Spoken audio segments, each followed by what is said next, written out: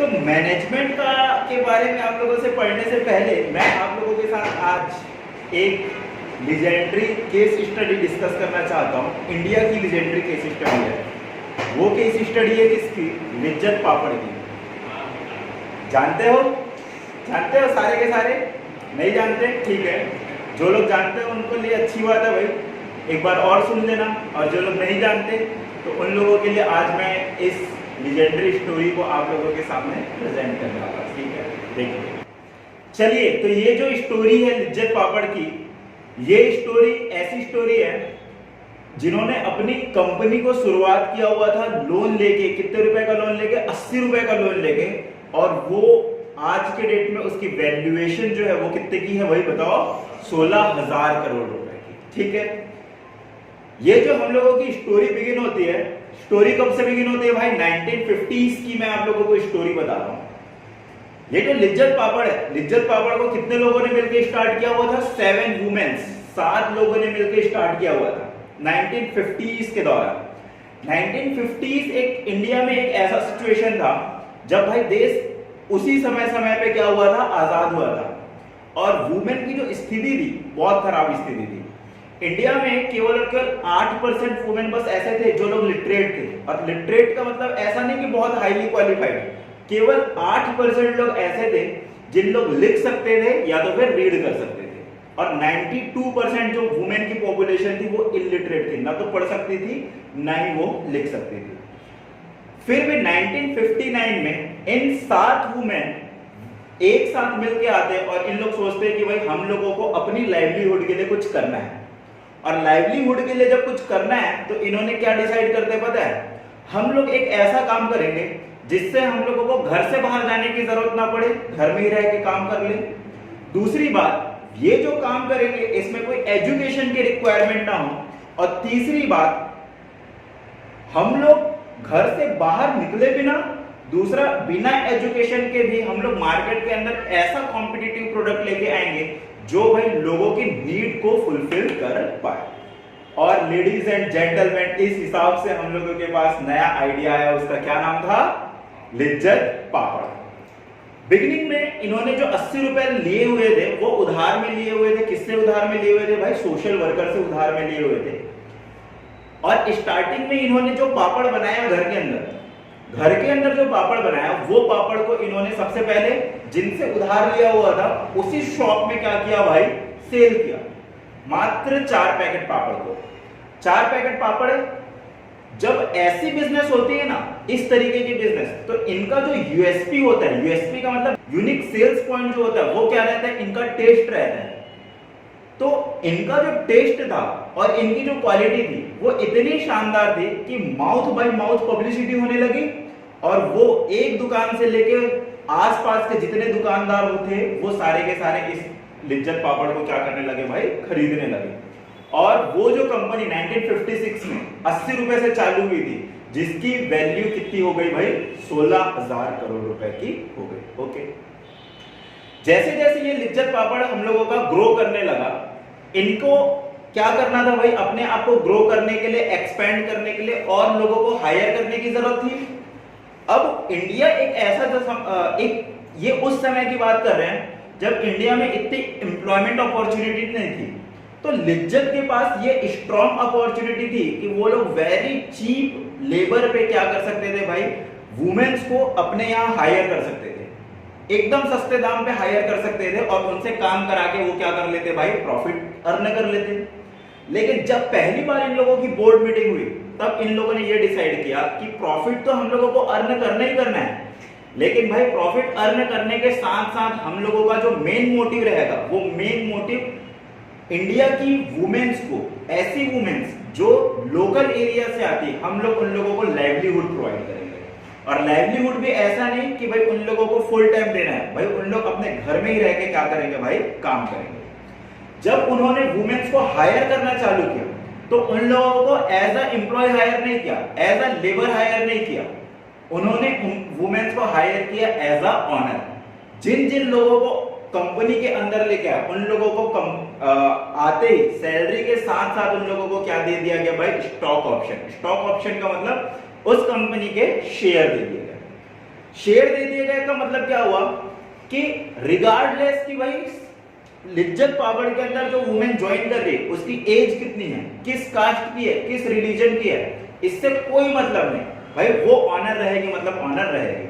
भले ही अगर कहीं न्यू ज्वाइनी है तो उसको हम लोग कम शेयर देंगे, जैसे जैसे उसका परफॉर्मेंस इंप्रूव होता जाएगा उसका स्टेक को हम लोग बढ़ाते जाएंगे। और ऐसा करने के साथ साथ वो जितने भी लोग लिज्जत पापड़ के साथ जुड़ने लगे वो क्या बन गए भाई, उस कंपनी के ऑनर बन गए, और उस कंपनी की जो भी प्रॉफिट और लॉस होने लगी उनमें उन लोगों का शेयर होने लगा। ओके, अब ये जो स्टोरी चालू हुई ना हम लोगों की 80 रुपए से 16,000 करोड़ रुपए की, तो रातों रात ये चीजें सक्सेसफुल हो जाती ऐसा नहीं होता है। 80 रुपए से 16,000 करोड़ भाई सोचने में ही हम लोगों की हालत खराब हो जाती है। 16,000 करोड़ में कितने जीरो आते हैं पूछ लूंगा तो फिर अभी आप लोग बता नहीं पाओगे। बताओगे? बताओ भाई कितने जीरो आते हैं, गिनना पड़ेगा। ओके, गिनना तो पड़ रहा है ना, मतलब तो भाई मैं बता रहा हूं भाई कि ये जो स्टेप्स इन्होंने फॉलो किया, इनका प्रोडक्शन प्रोसेस, उस प्रोडक्शन प्रोसेस को हम लोग क्या करते हैं भाई, थोड़ा सा समझने की कोशिश करते हैं। अब ये जो प्रोडक्शन प्रोसेस लिज्जत जो फॉलो करता है, इसको समझने के लिए मैंने जो डॉक्यूमेंट्री आई हुई थी नेट जियोग्राफी का, जिसमें मेगा किचन करके आया हुआ था एपिसोड, वो एपिसोड को आप लोग चाहो तो खुद से देख सकते हो, नहीं तो फिर यहां पर मैं उसको समझा ही रहा हूं। देखो इनकी जो प्रोडक्शन लाइन चालू होती है ना, सबसे पहला जो प्रोडक्शन लाइन होता है वो क्या किस तरीके से चालू होता है, फैक्ट्री से स्टार्ट होता है। और फैक्ट्री में कैसे स्टार्ट होता है भाई, जो भी मसाला बनाने का काम है, मतलब डो बनाने का जो काम है वो फैक्ट्री के अंदर होगा। ऐसा नहीं कि वुमेन्स को सारा का सारा मसाला दे दिया जाएगा अब आप लोग घर के अंदर डो बनाओ, ऐसा नहीं होगा। जो डो बनाने का काम है, जो आटा गूंथने का काम है, वो कहां पर होगा, एक पर्टिकुलर जगह के अंदर होगा, उसके लिए डेडिकेटेड लोग होंगे। जैसे ही ये आटा गूंथ जाएगा, ये आटे को किसको दिया जाएगा भाई, उनके किसको दिया जाएगा, उनके एम्प्लॉइज। क्या हम लोग उनको एम्प्लॉइज बोलेंगे क्या, नहीं, हम लोग उनको क्या बोलेंगे भाई, लिज्जत सिस्टर्स बोलेंगे। ठीक है, उन्होंने एम्प्लॉय वर्ड यूज ही नहीं किया, उन्होंने ये क्या वर्ड यूज किया, लिज्जत सिस्टर्स। और उसके बाद फिर क्या होने लगा भाई, देखो डो एक जगह पर्टिकुलर जगह पे बनने लगा, और डो बनने के बाद फिर क्या हुआ, उसको गूंथा गया, गूंथने के बाद फिर वो जो लिज्जत सिस्टर्स हैं, लिज्जत सिस्टर्स को प्रोवाइड कर दिया गया। इसके बाद फिर इन लोगों ने सिस्टम इस तरीके से बनाया कि ये जो लिज्जत सिस्टर्स हैं, इन लोगों को घर से पिक करेंगे और घर तक ही छोड़ेंगे विद देयर डोज, उनके डोज के साथ ही साथ। और घर के अंदर अब आपकी जिम्मेदारी है, जो भी टारगेट आपको दिया जाएगा उस टारगेट के हिसाब से आप लोगों को क्या करना पड़ेगा भाई, पापड़ बेलना पड़ेगा। अब ये जो पापड़ है भाई, अगर कहीं आप अकेले काम कर रहे हो, टारगेट ज्यादा आ गया, तो आप अपने फैमिली मेंबर का भी क्या ले सकते हो भाई, हेल्प ले सकते हो। इन लोगों को स्पेसिफिकली एक साइज दे दिया गया कि इतने बड़े साइज का ही आप लोगों का पापड़ होना चाहिए। जैसे कि आप लोग वीडियो में देख सकते हो, है ना, कि एक जो क्या होता है, हम लोग क्या बोलते हैं उसको, चौकी बोलते हैं, तो उस चौकी के साइज का क्या होना चाहिए भाई, पापड़ होना चाहिए। ओके, अब देखिए अगर कहीं मैं नंबर के बारे में बात करूं तो एक पर्टिकुलर डे पे जो लिज्जत कंपनी होती है वो लिज्जत कितना पापड़ बनाती है आप लोगों को पता है क्या, 13.5 लाख पापड़ बनाती है। 13.5 लाख पापड़, इतना ज्यादा पापड़ होता है कि जिससे 44 फुटबॉल ग्राउंड क्या हो जाएगा भाई, कवर हो जाएगा।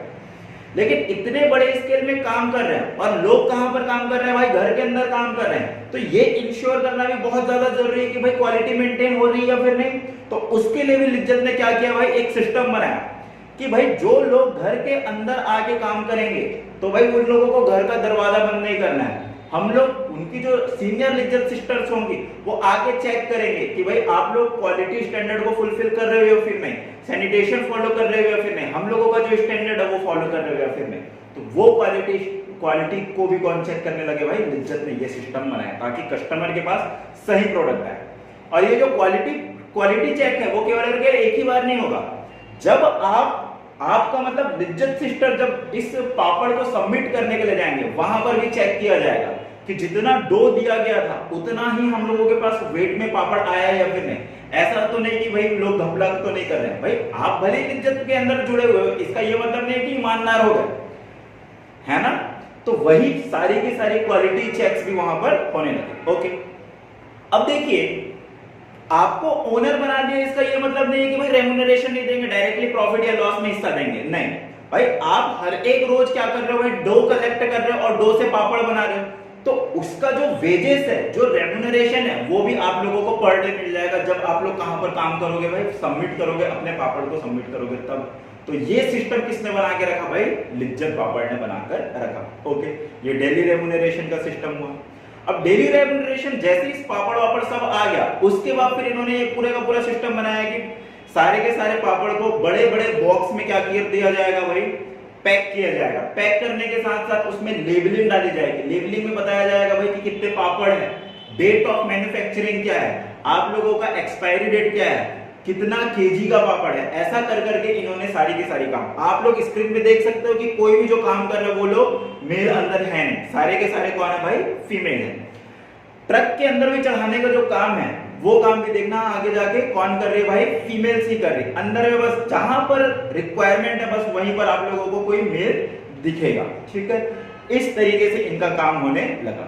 और एक और बात, इतना काम करने के बाद भी केवल और केवल लिज्जत ऐसा नहीं कि भाई इंडिया में ही काम कर रहा है, इंडिया के अलावा भी आप लोग देखोगे तो फिर Holland, United kingdom, China, Japan, ऐसे जगह जगह में क्या करता है भाई, लिज्जत अपने प्रोडक्ट को बेचता है। और आज के डेट में लिज्जत के पास जो करंटली लिज्जत सिस्टर्स हैं, आज जो रजिस्टर्ड लिज्जत सिस्टर्स हैं, वो कितने लिज्जत सिस्टर रजिस्टर्ड है पता है आप लोगों को, 45,000 लिज्जत सिस्टर्स लिज्जत कंपनी के साथ जुड़े हुए हैं। मतलब लिज्जत 45,000 वुमेन्स को क्या प्रोवाइड कर रहा है भाई, एम्प्लॉयमेंट अपॉर्चुनिटी। ये आप लोगों की अडानी कंपनी से भी बहुत ज्यादा है। ठीक है, एग्जैक्ट नंबर मेरे को नहीं पता कि अडानी के पास कितने एम्प्लॉयमेंट है, कितने एम्प्लॉय है, लेकिन 45,000 नहीं है।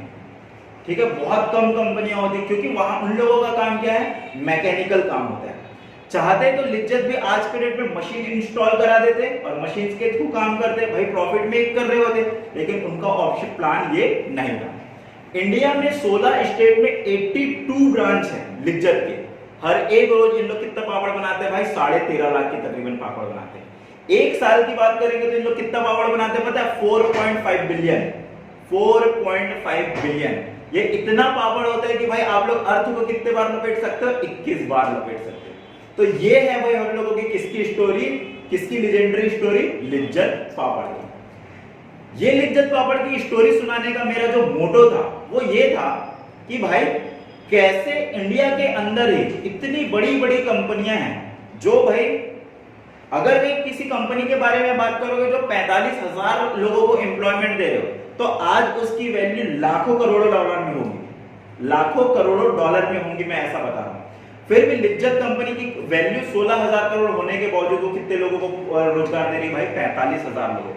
और आज तक लिज्जत सिस्टर्स जो जुड़े हुए हैं वो उसमें 1 लाख लिज्जत सिस्टर्स जुड़ चुके हैं। तो इतने बड़े ऑर्गेनाइजेशन को चला पाना क्या आसान काम है क्या? नहीं, कोई आसान काम नहीं है।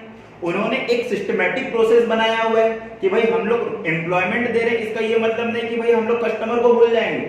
कस्टमर को भी तो ध्यान में रखना है भाई कि कस्टमर के पास पर्टिकुलर जो प्रोडक्ट जा रहा है उसकी क्वालिटी भी अच्छी होनी चाहिए। तो ये पूरी की पूरी तरीके से क्या अचानक से हो गया होगा क्या एक दिन में? नहीं, ये बरसों की मेहनत है, उन्होंने पूरा का पूरा सिस्टम डेवलप किया होगा। और एक और बात, लिज्जत जब कभी भी अपने स्पाइसेस वगैरह लेके आता है तो वो स्पेसिफिक होता है। अगर के लौंग लेके आ रहा है, अजवाइन लेके आ रहा है, तो ऐसा नहीं कि किसी भी जगह से, अफगानिस्तान से उनकी चीजें आती हैं, तो दैट मींस ये भी एक सिस्टम है। तो अचानक से डेवलप नहीं होती, इसी ये जो सिस्टम जो एक ऑर्गेनाइजेशन को चलाता है उसी को हम लोग क्या बोलते हैं भाई, मैनेजमेंट बोलते हैं।